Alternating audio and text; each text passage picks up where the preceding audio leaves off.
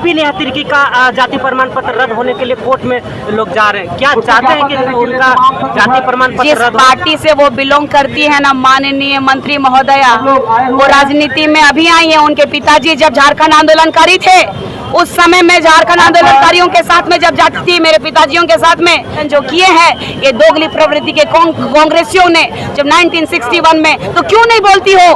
बोलो, आदिवासी के बच्ची हो तो तुम क्यों जाती हो सिर्फ चर्च का उद्घाटन करने? कभी आप आई हैं हमारे सरना स्थल, पूजा करती हैं और चली जाती हैं। हमारा पेशा कानून अधिनियम 1996 धर्मांतरित लोग लागू नहीं होने देना चाह रहे हैं, चाहिए। हमारी माटी को बचाना है तो इस हेमंत सोरेन को हटाना होगा। इस दोगली धर्मांतरित लोगों को संरक्षण देने वालों को बचाना होगा। रूढ़िवादी परंपरा, हम लोग प्रकृति पूजक है, मानते तो हम भी शिव जी को हैं, इसी को तो कहते हैं ना दोगला लोग जो कि चर्च जा रहे हैं। हर चीज उनका नियमावली अलग है। पूजा। नमस्कार, जोहार। इस वक्त मैं हूँ रांची के जंतर मंतर के पास में और हमारे साथ आज निशा भगत जी आए हुए हैं और पैदल मार्च करके आए हैं गुमला से रांची।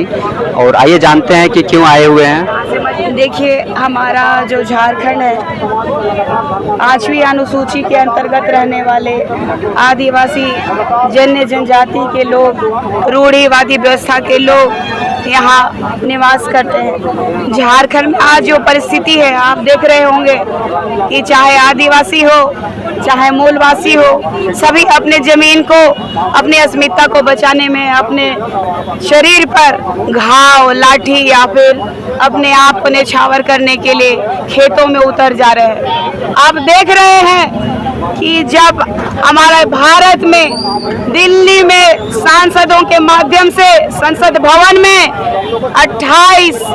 24 दिसंबर 1996 में एक कानून पारित हुआ था। वो कानून पेशा अधिनियम 1996 था। हमारे लिए विशेष एक अधिकार और एक विशेष कानून तैयार किया गया था। अनुच्छेद 243 M4B में ये अंकित है, आप लोग भी पढ़ लीजिएगा कि रूढ़िवादी परंपरा, संस्कृति, सभ्यता, प्रकृति पूजकों के लिए एक विशेष कानून बनाया गया। आज झारखंड 25 साल हो गया। आज हमारा झारखंड इतना पीछे क्यों है? हमारा झारखंड आज रो रहा है।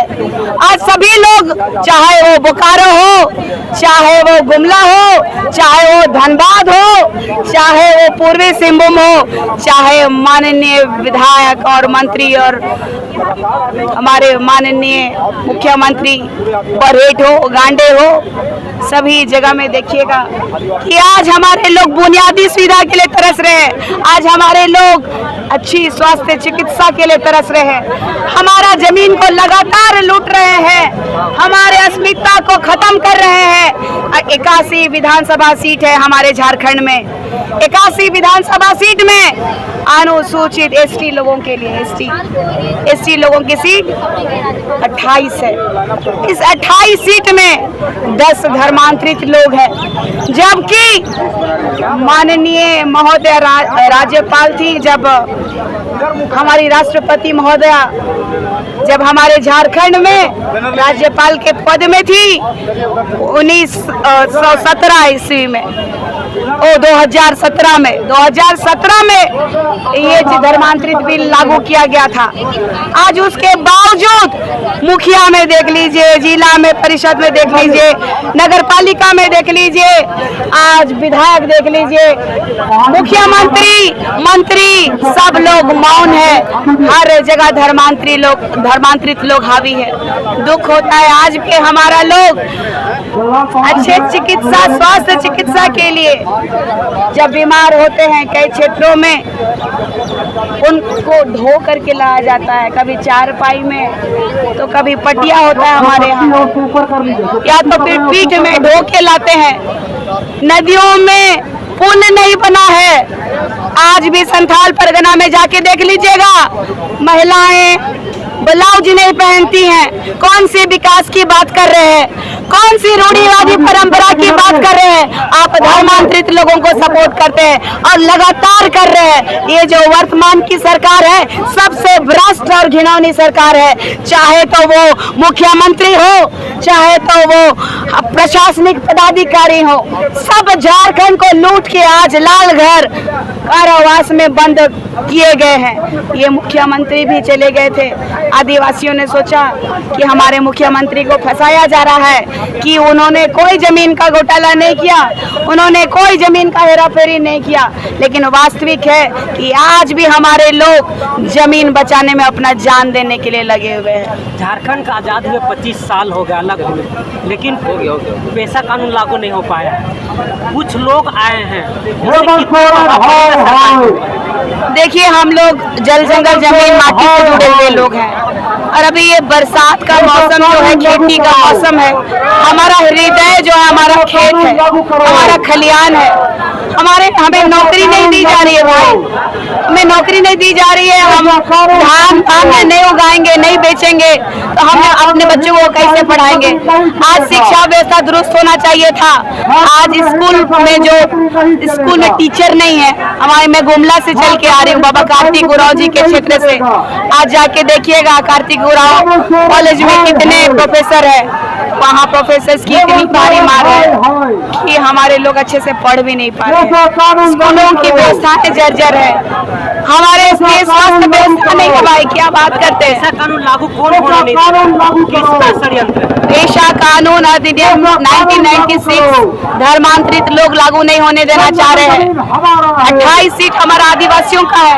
इस 28 सीटों में 10 सीट जो है धर्मांतरित विधायक बैठे हुए हैं और इन्हीं के दबाव में आज माननीय मुख्यमंत्री हमारे पेशा अधिनियम 1996 को लागू नहीं होने देना चाहते हैं। यही धर्मांतरित लोग हाई कोर्ट और सुप्रीम कोर्ट में बार बार अड़चन डालते हैं और हेमंत सोरेन जी उनके आज गुलाम बने बैठे हुए हैं। आज हेमंत सोरेन जी दोगले प्रवृत्ति के निकल गए। आदिवासी होने के बावजूद धर्मांतरित लोगों का तलवा चाटने में लगे just because of vote banking.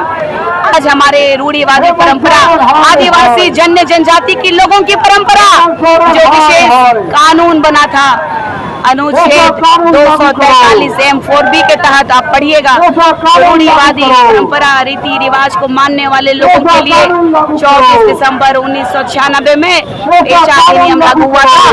वही पेशा अधिनियम हमें चाहिए। हमारी माटी को बचाना है तो इस हेमंत सोरेन को हटाना होगा। इस दोगली धर्मांतरित लोगों को संरक्षण देने वालों को बचाना होगा, क्योंकि 2017 में धर्मांतरित बिल जब लागू हो गया आपका 2 गुट हो गया, एक 5 शेड्यूल लागू कराना चाहता है, एक 6 शेड्यूल लागू कराना चाहता है। आपके यहाँ पे 2 गुट यही है कि आदिवासी जो धर्मांतरित लोग हैं वही लोग ये हल्ला कर रहे हैं कि ये पेशा कानून जो अधिनियम 1996 लागू नहीं होना चाहिए। यही धर्मांतरित लोग हैं, ये जो अपने आप को 2 गुट का कह रहे हैं। उनसे पूछिए कभी कि 15% जो बढ़ गई है इन लोगों की धर्मांतरित आबादी, वो कौन थे? आदिवासी थे। लेकिन इन लोगों को लाज और शर्म और हया नहीं लग रही है। हम लोग रूढ़िवादी परंपरा, हम लोग प्रकृति पूजक है, मानते तो हम भी शिव जी को हैं। इसी को तो कहते हैं ना दोगला लोग जो कि चर्च जा रहे हैं। हर चीज उनका नियमावली अलग है, पूजा पद्धति अलग है, उनका रहन सहन अलग है, हर कुछ अलग है। आज जब उनका अधिकार छीनने की बात हो रही है तो आज कह रहे हैं कि रूढ़िवादी परंपरा आप है, मानते हैं तो पूजा करिए। हम भी जानते हैं कि अगर आप आदिवासी है तो धर्म में वापस होइए तब मानेंगे। आप लोग अब मान सकते हैं, लेकिन आपका एक कॉलम जो है ना हिंदू मुस्लिम सिख ईसाई का जो कॉलम है तो उसमें रहिए ना, आप रहिए ना हिंदू मुस्लिम सिख ईसाई का कॉलम में।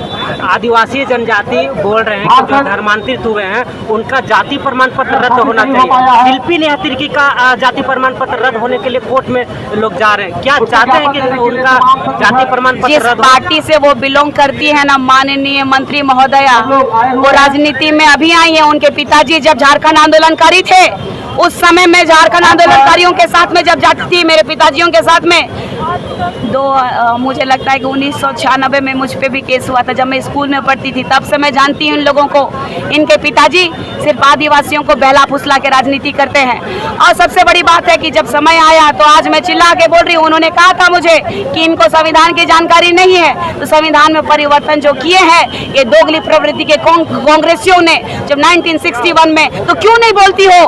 बोलो, आदिवासी के बच्ची हो तो तुम क्यों जाती हो सिर्फ चर्च का उद्घाटन करने? कभी आप आई हैं हमारे सरना स्थल, पूजा करती हैं और चली जाती हैं। हमारी पद्धति को अपनाई है आप, हमारी रूढ़िवादी परंपरा को अपनाई है आप, तो खबरदार और सावधान। हम एक अंग्रान और एक नया क्रांति करने आए हैं। हमारे आदिवासी जनजाति के लोगों को बचाने आए हैं और हमारा आज पूरा समाज जाग गया है।